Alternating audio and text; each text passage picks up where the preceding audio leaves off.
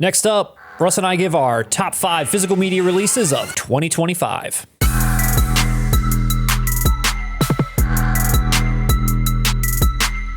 Welcome back to 4K Kings. My name is Matt. And I am Russ. Russ, we are back again talking about our favorite 4K releases of 2025. That's right, Matt. It's a celebration. I'm overflowing with joy right now. I don't know if you can sense it. You look like it. 2025 was a stellar year. There were many different boutiques that we enjoyed this year, many different releases, but these are the standout titles that we personally loved. That being said, you're going to share a top 5 with the audience. I'm going to share my top 5. We might overlap on some, we might not. But without further ado, let's dive right into our top 5 4K releases of 2025. Coming up for me at number 5 is William Friedkin's Sorcerer. Coming in hot from Criterion this year, a title I was thrilled to death to pick up. This film is to be respected for the scope, for the production, for everything that this man probably went through to get this film done. And Criterion bringing this home to us in 4K, I couldn't have been more excited to pick up and watch. Criterion put this out in a digipackaging, which I'm not really ever sure why they choose to do that for certain titles over others, but they chose to do it here. It is an awesome digipack. The art that they use for it is great. Opened up with the explosion and the truck on the cliff there. As far as the transfer is concerned, I felt as though it looked outstanding. I think it captures the weight of this film, the gravity of it, the anxiety of it. I thought it looked wonderful. One of the biggest sort of standout reasons to own this, in my opinion, is that it comes with the Friedkin Uncut documentary. That's included here in its entirety, which is an outstanding documentary if you love William Friedkin at all. It's got some of his best one-liners in it that I've ever seen. Fuck them and the horse they rode in on, and the ship that brought them over here, and the dog that walks behind them. Fuck them all. There's also some 40-50 minute interview with the director of Drive, William Friedkin. Basically tears him a new one the whole time, which I friggin' love. I think it's gone down as a classic. I think enough time has gone by, right? We won't know about Drive for another 30 years. Overall, I would say from a packaging standpoint, the transfer, the features are incredible. And what this film is, this is absolutely one of my favorite films that I saw this year, one of my favorite 4K releases of this year, and it absolutely deserves a spot on my list at number 5, William Friedkin Sorcerer, Criterion. Thank you, William Friedkin. Thank you too. That's exactly what I wanted. My number 5 release of 2025 this year on 4K will be the Lionsgate limited release of Jacob's Ladder. Now, this is one of my favorite films of all time, Matt. This is one of those films that hits me every time I see it. It's hard to go into it without spoiling. It's just an incredibly moving piece of work. This is a release I have been waiting for on 4K for years. I like what Lionsgate did with the slip, where part of the imagery is on them and it slides down. This used to be the Best Buy staple, and I'm happy that Lionsgate has continued this tradition. Not only just that slide down slip, but also some of that embossing that's on there, that some, like Jacob himself is kind of popping off the steel a little bit. I think it's a really well done package overall, outside of being an excellent movie, and we are obviously both thrilled to have it. Lionsgate does a great job of accumulating new features while putting on legacies. Jacob's Ladder never really had a great special edition release on any format. The transfer, I thought, was great. I read some mixed reviews. Maybe it was a little too grainy or drab. I don't think they understood that's the artistic choice of the movie. The position he is in this drab New York. That represents something. Overall, dude, I was just ecstatic to finally get this on 4K. One of my personal favorite films of all time. It's getting the respect it deserves, and I have to thank you, Lionsgate, our friends at Lionsgate, for doing me a solid, doing our audience a solid, and releasing this classic film in a pristine presentation. All right. Coming in at number 4 for me is The Fall from Umbrella Entertainment. This is another film that was completely sought after by fans in 4K, myself included, and when it was announced, the collective physical media world rejoiced because this was finally getting a 4K release. We still don't have this in the US yet, but Umbrella has put out one of the best looking 4Ks of the year, in my opinion. Umbrella does a really great job and has been doing a great job with their packaging lately. I own quite a few Umbrella releases at this point. I wish I owned more, but because they're in Australia, the shipping kind of takes its toll on the wallet. But I could not miss out on The Fall. The one thing that I love about Umbrella is they do the traditional hard, rigid box treatment on all of their collector's editions that we're very familiar with that other companies do. Yes. But typically these are a little bit wider, and it also comes with the release inside with a slip included, which is my favorite thing. Yeah, I love that. It does come with some photos, but it also comes with a hardback book. I wish more companies would invest a little bit more in a slip cover on their regular Amaray case that slides into these rigid boxes. It might up the price a little bit, but I feel like it's a touch of class. The art, the packaging, everything to do with this release is outstanding. When it comes to the features, the director himself, Tarsem Singh, he's involved with this, which is another thing I see Umbrella do a lot. So as far as features are concerned, anything that you would want to know about this film is here. As far as the transfer is concerned, this film is a visual feast, and that's why people had wanted this in 4K for so long. I saw this movie when it came out, loved it, and as we started becoming collectors in the 4K game, that was one that I was like, man, when that comes out, it's really going to be great. And it did not disappoint at all. Many different locations that they go to, whether it's deserts and islands and temples and all these different places that look like they should be CGI, look like they shouldn't be real, but these are actual locations that they've gone to, captured them. The photography is great, and in 4K, it is absolutely stunning. I cannot say that enough. And the film itself, it's a very fantastical film. It's a very interesting film. It's a sweet film. I can't say enough about The Fall. Once again, Umbrella killed it this year, and they did a great job with this. That's why it ended up on my top 5 of the year at number 4. Thank you, Umbrella, for one of the best releases of the year.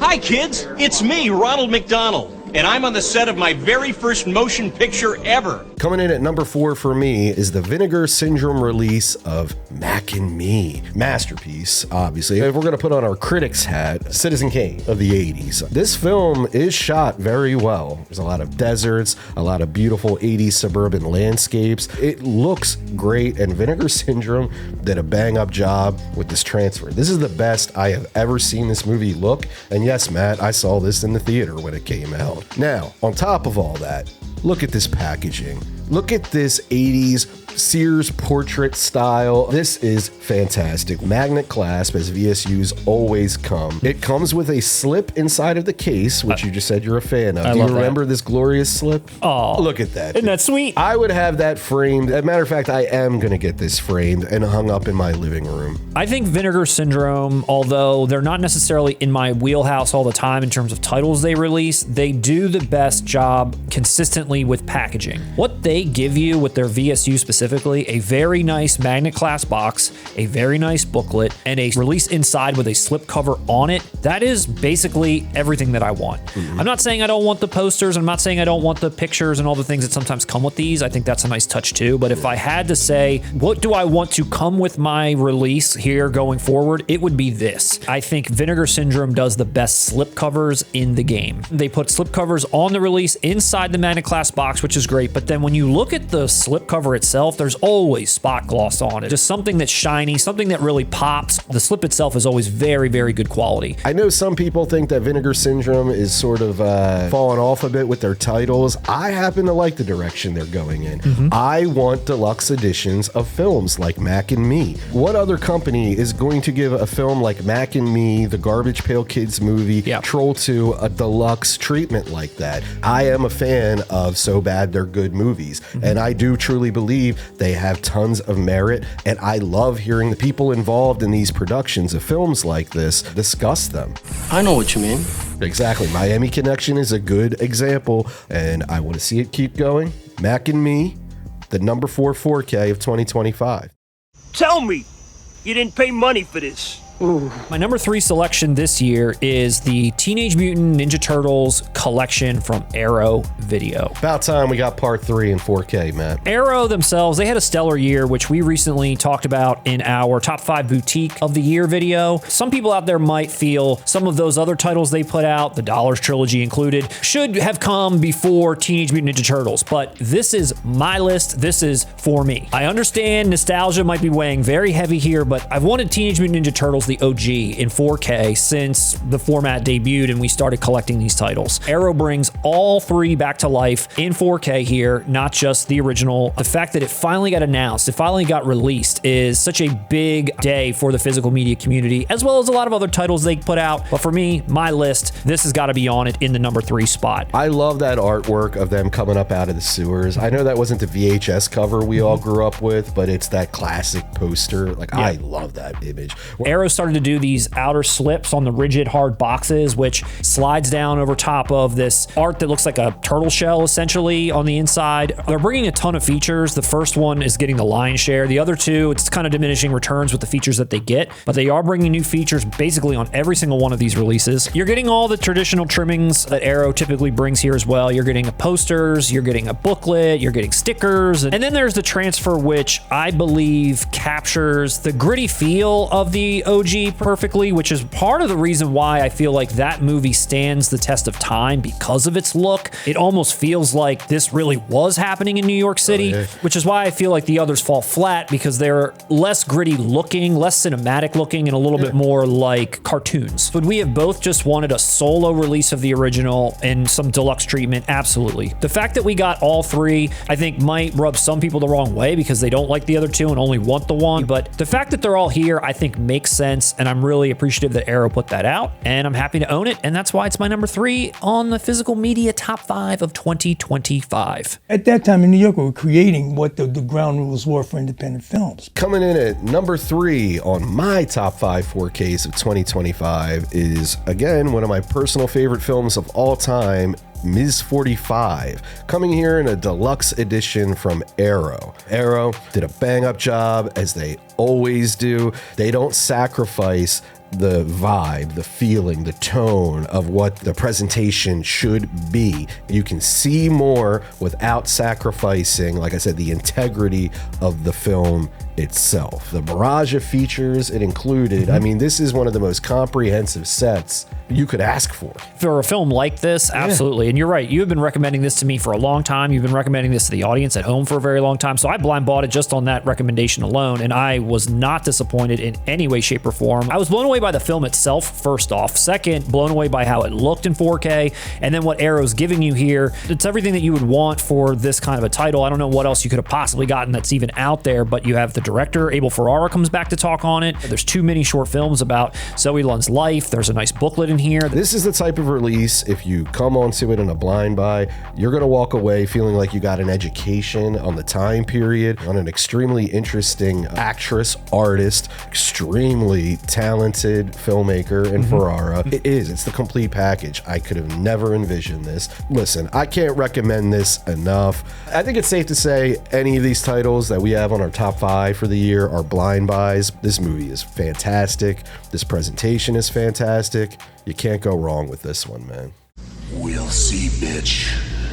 We'll just see. We're coming into the end of the list, and this is where we start to come together as one. Our number 2 and our number 1 selection, we both are aligned on. Coming in at number 2 is the Nightmare on Elm Street 7-film collection from WB. This is a set we weren't even sure was going to exist in our lifetime. This is something that you and I have talked about for years after starting this channel, that we didn't expect that they were going to bring all these films together in one collection due to rights issues. And when we covered the original collector's edition last year in our top 5, we thought we might see some solo releases over the years, but we never really thought we would see a collection get brought together. When I knew for a fact it was going to happen, it was when Rachel Talele put out that tweet saying she's working on a restoration of Freddy's Dead. Yes. And I was like, listen, there's no way in hell that Freddy's Dead is getting a solo release. They put this out in a regular and a steelbook collection, which is the one that we're showcasing here. In my opinion, this is the superior version to own. There's individual steelbooks inside of here, all with OG art. No titles, so it makes all of them look like beautiful paintings. Great detail on this outer box. You've got Freddy's sweater, which was a little difficult to tell what this was going to be in a picture, but then when you got it home,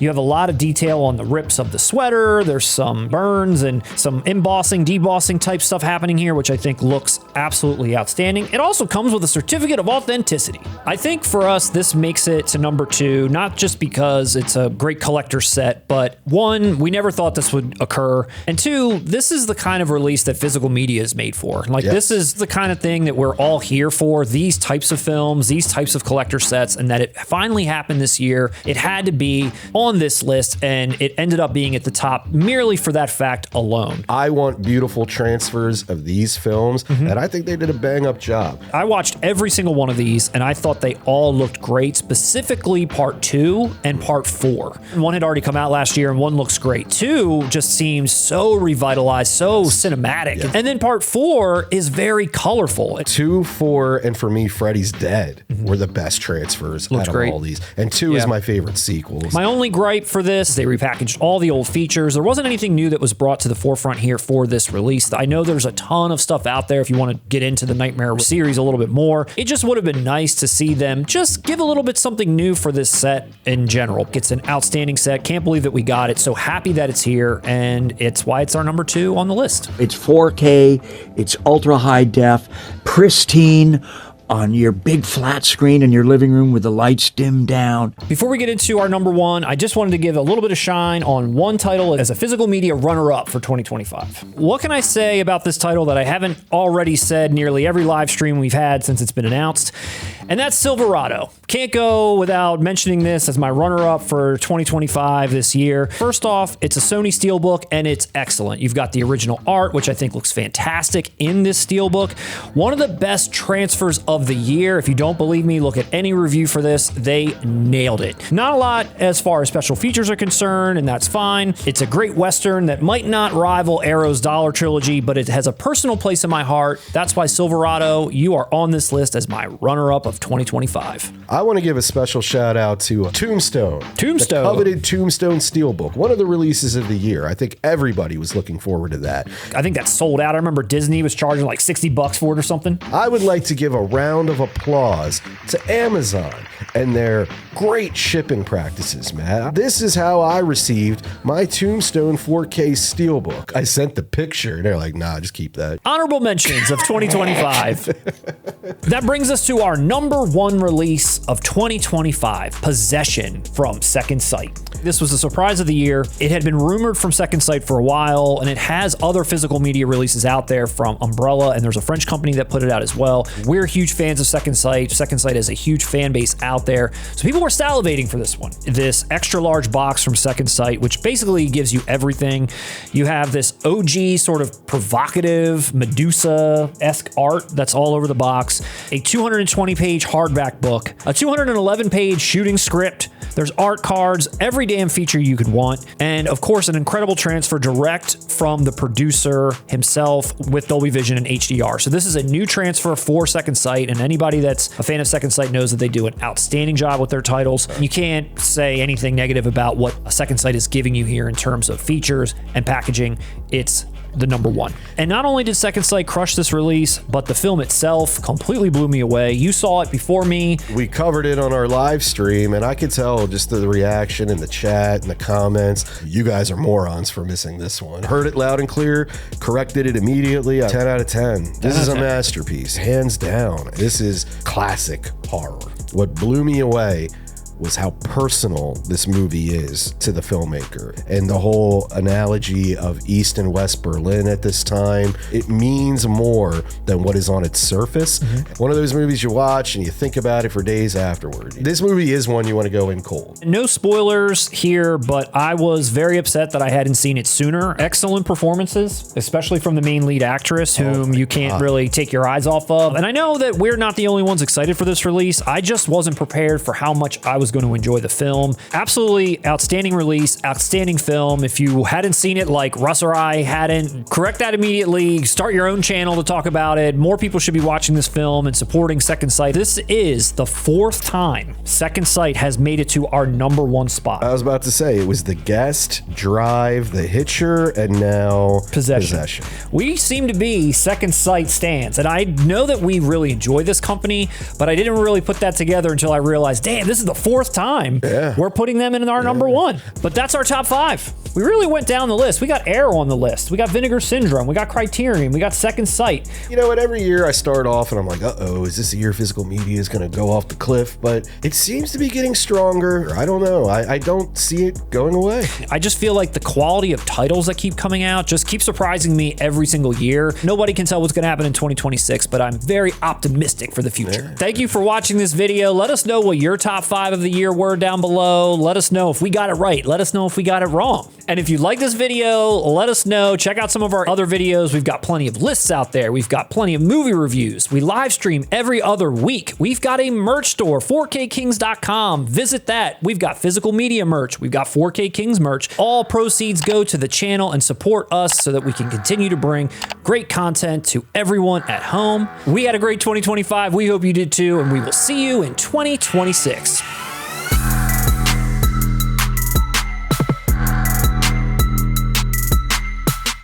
Lastly, any disappointments, Russ? I did a little top 3 list of what I consider the biggest physical media disappointments of 2025, and I think you'll agree with me. Right off the bat, we're going to go with the botched release of Clueless. Ugh, as if. This transfer was disappointing, to say the least, for such a vibrant film. This felt like it was thrown together at last minute with little to no fanfare, advertisement. It just came and went and nobody cared.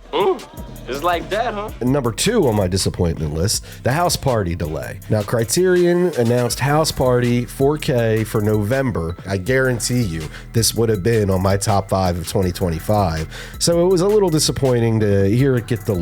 And I was sad for you because I know how ecstatic you were when we finally heard that your premonition had come true. I've been calling it, and people were like, why would that be on Criterion? And I'm like, listen, assholes, I'm cultured. And I saved the number 1 disappointment for you to go off, King, and that is the Crocodile Dundee Encore cut. Yeah, that was a very big disappointment. Me being a huge Crocodile Dundee fan, as you know. Dude, I'm not even a huge Crocodile Dundee fan, and this release pisses me off. This will be the end of physical media if you start doing this shit. Look me in the eye and know that if you start censoring movies and putting them out in physical media, this is going to be the end of physical media as we know it. They're already doing this on streaming. There's no reason to do this on copies that they're selling for the home market. Just don't sell it if you feel terribly about it. Yeah. You hear me, Paul Hogan? One wrong word, one foolish gesture, your whole career could go down in flames.